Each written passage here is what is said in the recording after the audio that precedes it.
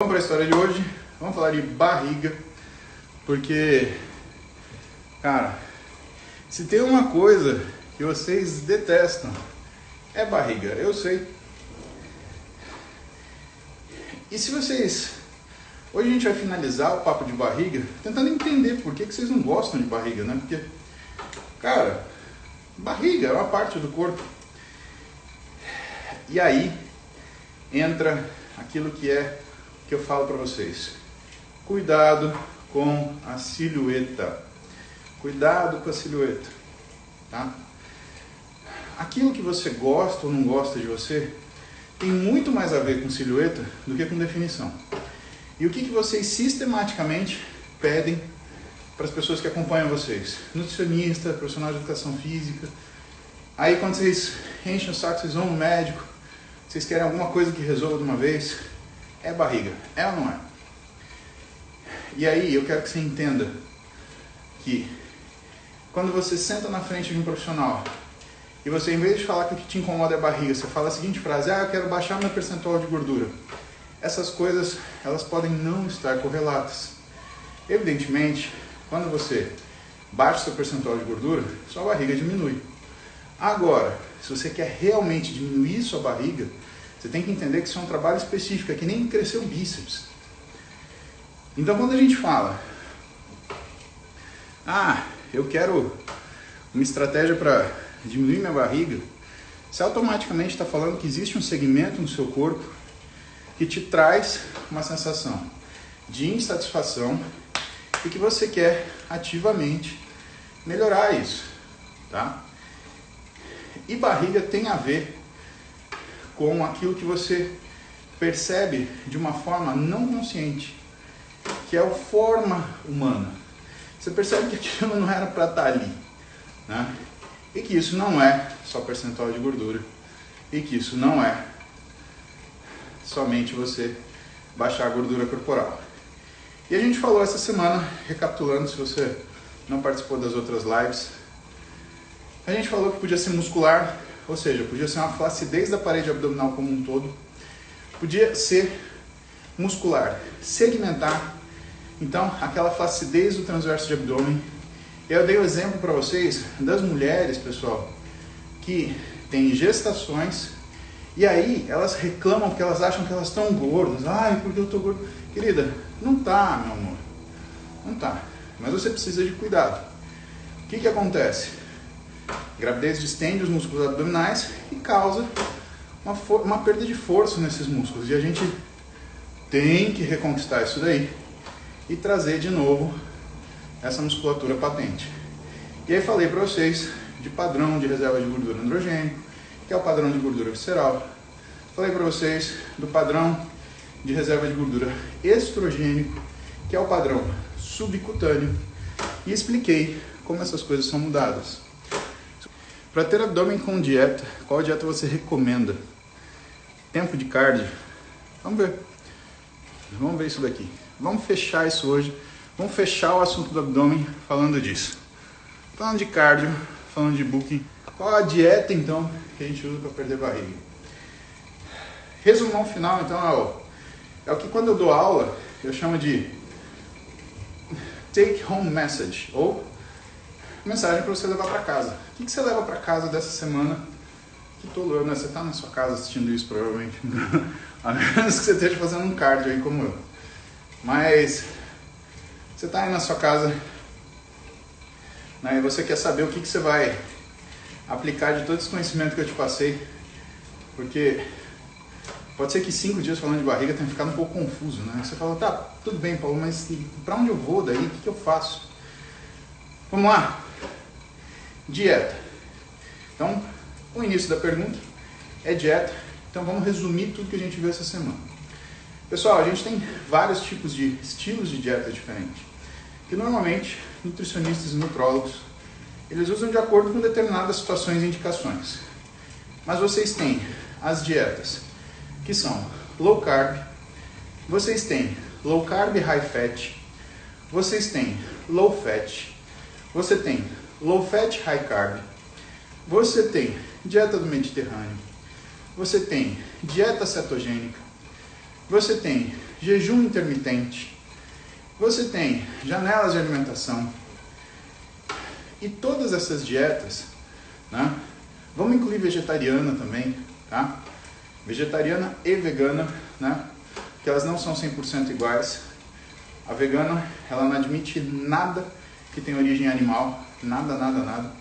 Aliás, para você entender a diferença, vegetarianismo, ele está ligado com a sua forma de alimentar. O veganismo, ele está ligado com a sua forma de viver. Então, o vegano é uma pessoa que acredita que qualquer uso de derivado animal para vestuário, alimentação ou entretenimento não faz sentido para a sua própria vida. Então é uma pessoa que vive, né, de acordo com parâmetros morais e éticos próprios, aonde a alimentação ela entra junto numa situação que tem pelo menos 3 conceitos diferentes. O vegetariano, ele se relata à alimentação, tá? Bom, mas o que tem todas essas dietas em comum? Para você emagrecer, essas dietas elas precisam ser de baixa caloria. Então, o que coincide nessas dietas, na verdade, é a baixa quantidade de caloria que elas são compostas. São dietas que tendem a ser hipocalóricas. Se você for ver a dieta cetogênica, ela tende a ser hipocalórica. Por quê? Você corta os carboidratos da elaboração da alimentação. A dieta low carb, a mesma coisa. A dieta low fat, a mesma coisa.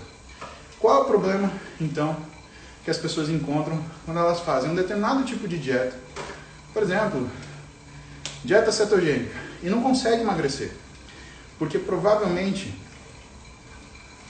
essas pessoas, elas estão fazendo sua dieta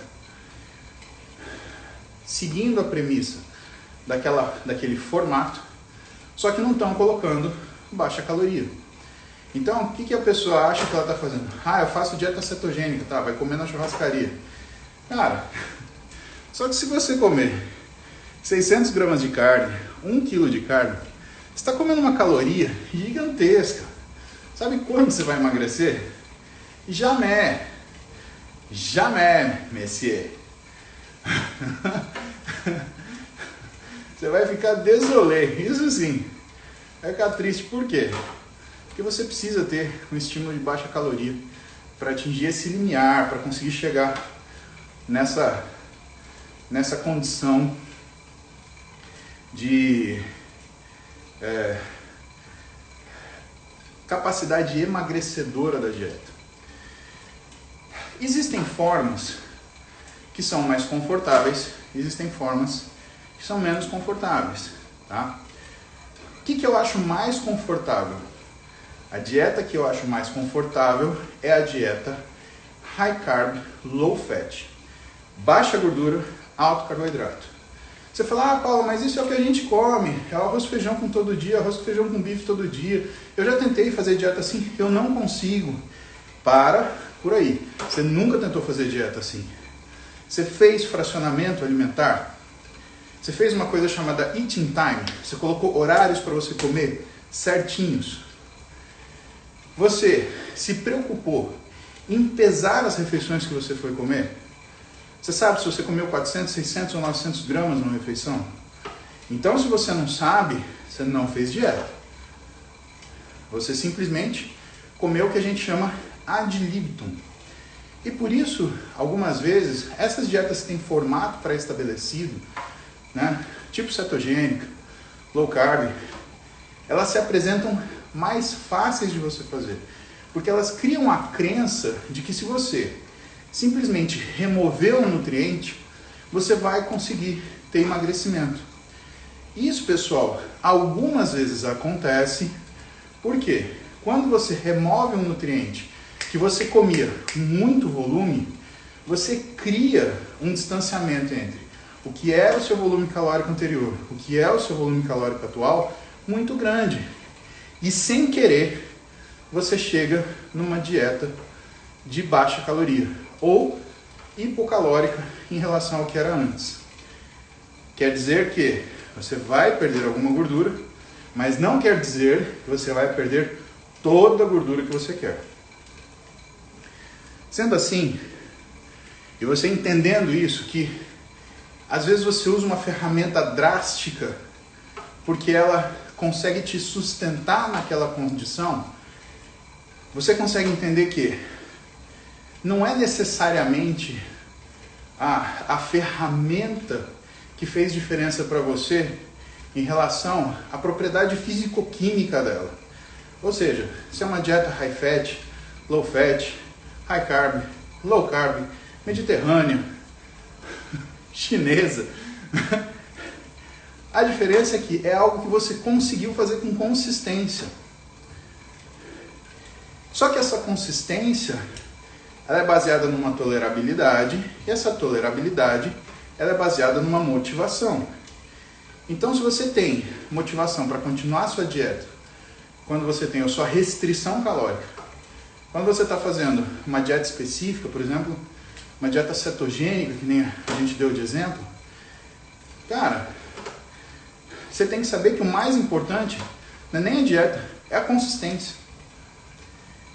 Eu, como médico de esporte, que é uma especialidade médica, onde existe uma área de aglutinação com a nutrologia, que é a parte de nutrologia esportiva, né, ou alimentação esportiva, eu vejo que quando a gente senta, eu e minha equipe de nutricionistas, e a gente vai ver o sucesso das dietas dos pacientes, as dietas que mais têm sucesso são as dietas que são mais confortáveis de fazer. E as dietas mais confortáveis de fazer, por um acaso, são as dietas que são mais desconfortáveis de preparar. Uma coisa, pessoal, é você comer gostoso. A outra coisa é você não ter trabalho para fazer isso. Veja, quando você faz uma dieta cetogênica, desculpa, mas eu não acho que você coma gostoso, porque falta o carboidrato e você sente essa falta. Agora, inegavelmente, é uma dieta de preparo mais fácil. Então você está escolhendo a facilidade do preparo, não a qualidade do seu paladar. Agora, se a gente tirar da equação a questão do preparo, e você fala, tá, vou comer o que eu preciso, tá? Vou entregar essa dieta na mão da minha mãe, e aí minha mãe vai deixar preparado para mim. Você vai ver que as dietas que têm todos os nutrientes, elas são mais agradáveis de fazer. Sabe por quê? Parece que você não está de dieta. Por quê? Você está comendo tudo que você sempre comeu. Leite, arroz, batata.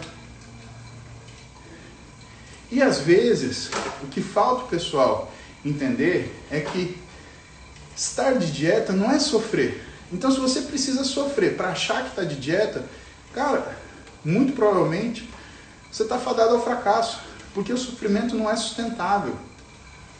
Agora, quando você faz uma dieta por distribuição calórica e ela tem as quantidades de nutrientes que você precisa, só que com alimentos, que são alimentos que você está acostumado no seu dia a dia, feijão, arroz, batata, macarrão, o que você acaba descobrindo? Que parece que você não está de dieta. E aí o que acontece? Você tira o sofrimento da equação. Só que qual é o cuidado? O cuidado é que você tem que saber que você está de dieta e não sentir que você está de dieta. Esses últimos 60 dias eu fiz dieta sabendo que eu estava de dieta. Mas eu comi arroz, feijão, batata, carne, ovo, leite, fruta. Ah, tira toda a fruta. Cara, pra que isso? Não faz sentido. De novo, essa é a diferença de você saber que está em dieta e sentir que está em dieta. E quando você sabe que você está de dieta, o que é o importante? É que você está comendo o que você está habituado a comer, mas você não está transgredindo da forma que você está habituado a transgredir. Que é aquela história, eu não estou fazendo restrição alimentar, então eu vou comer um bolo de chocolate inteiro. Eu não estou fazendo restrição alimentar, então todo sábado eu vou pedir uma pizza e vou comer metade dela. Eu não estou fazendo restrição alimentar, então eu vou pedir 3 lanches no iFood. Eu não estou fazendo restrição alimentar, então, cara, não vou fazer essa refeição da tarde e deixo para comer à noite sossegado. Você entendeu onde você erra?